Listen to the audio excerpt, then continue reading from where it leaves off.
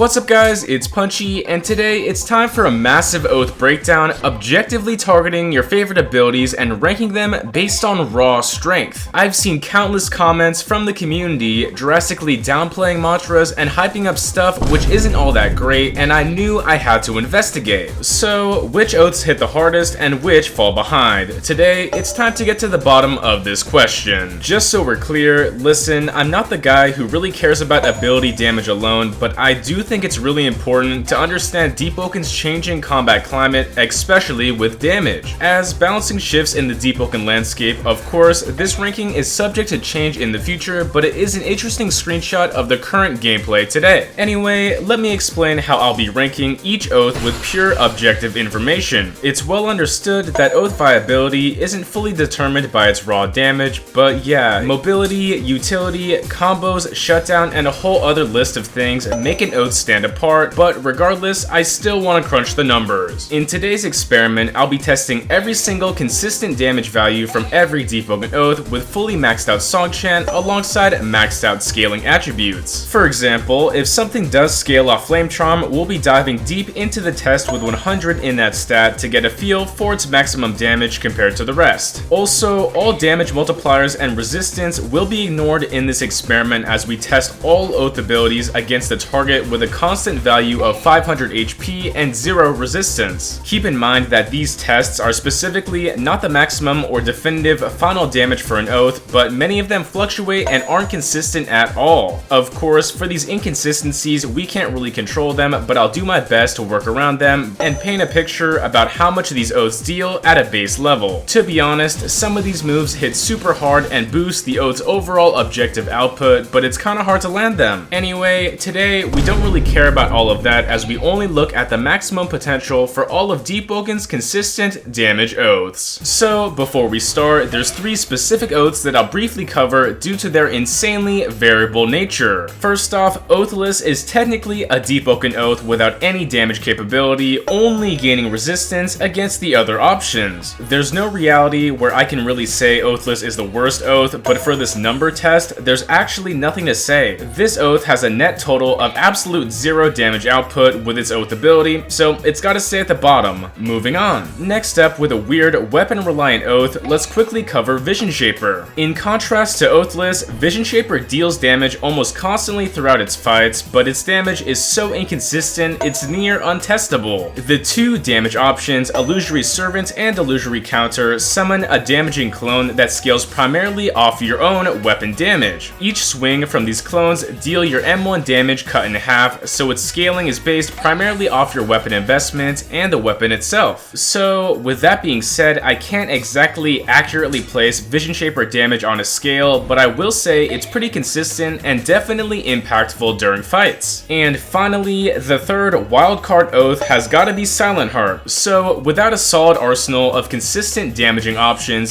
this oath is too flexible and too variable to speak about objectively. This oath is highly praised for its insane damage and frequent damage, but much of this damage scales off the weapon being used and the investment as well. Again, I can't exactly place this oath on a definitive ranking position, but please trust me that Silentheart is one of the highest damaging oaths in the entire game. This oath does a crazy amount of damage, but I'm gonna avoid ranking it due to the upcoming rework and inconsistent weapon scaling. Seriously, that was a lot, but it's time to crack open our objective analysis and start ranking absolute oath damage. First off, with the weakest damaging oath in all of Deepwoken, we have Linkstrider. For some reason, Parasitic Leech ignores song chant scaling and always deals 7% against our target, and that's about all it has. Linkstrider stays at the bottom with the weakest average damage of about 7% to a 500 HP player. Let's move forward, introducing an oath with some of the lowest damage in all of Deepwoken, being Arcwarder. It honestly makes sense for an oath revolving around defense to lack in the damage department, but after investigating fully, its damage potential is just pitiful. Each plasma mantra has a starting base damage, but gradually ramps up with your investment in both Flame Charm and the Thundercall attunements. Besides this, most of your output is dealt through burn damage over time, and seriously, that's about it. For this experiment, I'll be excluding the Arcwarder's burn tick since it's just so variable with duration, damage, and everything else, so please keep that in mind. As you can see, both Arc Beam and Arc Wave are extremely lacking in base damage and realistically don't do anything compared to the other oaths that we'll be investigating. Without a doubt, Arcwarder is a pretty powerful oath overall, but its average damage is around 7 to 8% of a 500 HP player, but it should be a little bit better if you do consider burn. Following Arcwarder, we move on to something that's a bit surprising to say the least. Contractor comes up next with the third lowest average damage in all of our oath rankings, and that's weird. Anyway, Contractor abilities have serviceable damage, like they're decent for sure, but its average is brought down since there's so many options that are just kinda lackluster. The mantras are okay, with Judgment doing the most amount of damage compared to the nerfed Lord Slice, an extremely rare string pull effect on multiple marked targets. Surprisingly, and I didn't even know this, Equalizer actually hurts enemies slightly, but it does bring down the Contractor's average damage since it kinda sucks. On average, Contractor remains near the bottom with a typical output of around 9 to 10% of a 500 HP build. Again, although the damage is kinda bad, this oath is more about setups and stun with the use of true damage. Next up, we actually have a recent oath with Chainwarden. Surprisingly, this oath that's all about slowdown and its damage isn't that insane compared to the rest, but I think you'll understand once I explain. The Restrain mantra starts off pretty weak, but almost doubles in damage capability if maxed out with the Perpetual Wrath talent. Honestly, it's not too bad. Moving forward, Rupture and its slap variant deal similar damage in all situations and don't really change if a link is applied. But now, a very weird kind of attack occurs with Chain Lash since some of the damage it's dealing relies on the weapon being used. Overall, there is a bit of wiggle room for Chainwarden depending on your flourish damage, but it sits nicely, dealing an average of 9 to 10% to a 500 HP build, but it could probably be a little bit higher if your weapon is, you know, hitting hard. Next up with Bladeharper, this is another very strange oath that kind of fluctuates based on weapon usage. Each mantra is substantially boosted in damage after entering the reveal state, and it's definitely not bad compared to the rest of the other oath options. After taking a look at weapon scaling options like Soaring Storm and Float Like a Butterfly, it can fluctuate a little bit if you're focused heavily on that weapon. Regardless of its kinda low damage for individual moves, the average damage together is fairly high. At the end of the day, Bladeharper's average damage is around 10 to 11% to a 500 HP build, but it could jump up higher based on your weapon of choice. Onto another really flexible oath that's not always about damage, we have Saltchemist, and yeah, this is weird. For this specific oath, I'm only going to be talking about lethal injection as a mantra and its maximum damage possible that I was able to find, because counting every single potion would kind of be crazy. Anyway, with this very specific potion loadout which I found to deal the most damage, Saltchemist does pretty decent damage with about 11% every single time. If you think about it, 11% to a 500 HP build isn't the worst, but again, Saltchemist is just so weird to write as a consistent damage dealing oath. Onto Starkindred, this damage is pretty easy to evaluate besides a strange elemental bonus option, which again I'll also cover. Ascension, Celestial Assault, and Sinister Halo all exist around a similar range of damage, but Fireblade has to mess everything up as an outlier. This mantra variant scales on both mantra level, flame investment, and burn damage, so this attack can do about 25% of 500 HP with a single use. Clearly, this oath's damage isn't consistently that high, but it does boost up the average damage to about 11 to 12% if we're really pushing it. So please keep this in mind because Starkindred usually will be dealing less damage than this at an average value. Surprisingly, Jetstriker was one of the easiest oaths to evaluate and understand, but I think it's actually bugged. Anyway, Fake Strike fully does about 15% on all landed hits, and with Jet Kick, that deals around 9%. I'm not too sure if these attacks are supposed to scale with full momentum, but currently, having a full bar does not change the damage that they deal. The average damage for all Jetstriker attacks sits at 12% of 500 HP. Moving on to my favorite oath, and this one is a little bit strange,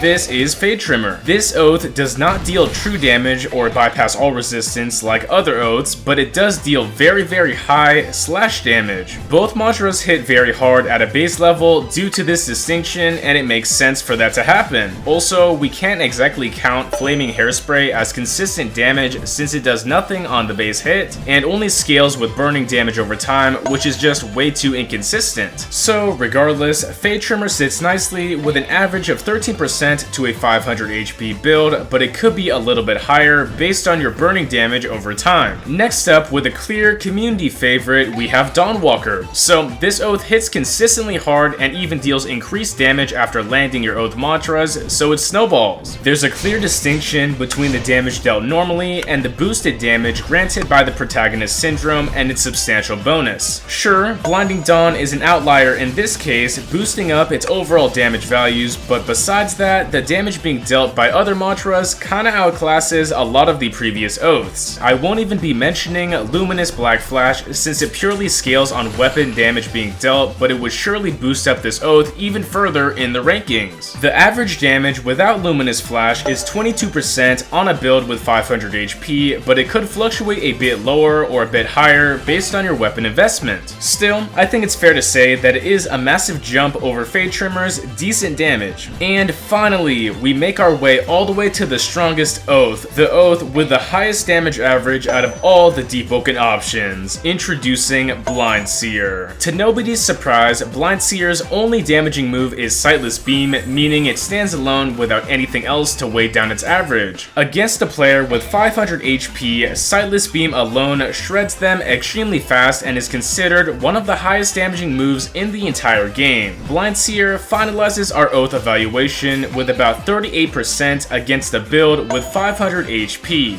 Anyway, that finally concludes our oath objective average damage ranking, or whatever else you want to call it. This was very weird to test and mess around with, and I realized that oaths are super variable and can never really be consistent. Of course, as we said earlier, oaths are never defined by their damage alone, and I think that this test kinda proves that. And with that, that's all I gotta say. If you enjoyed watching or learned something new, make sure to like and subscribe so we can hit 100k subs. We're super close. Thanks again, it's punchin' time.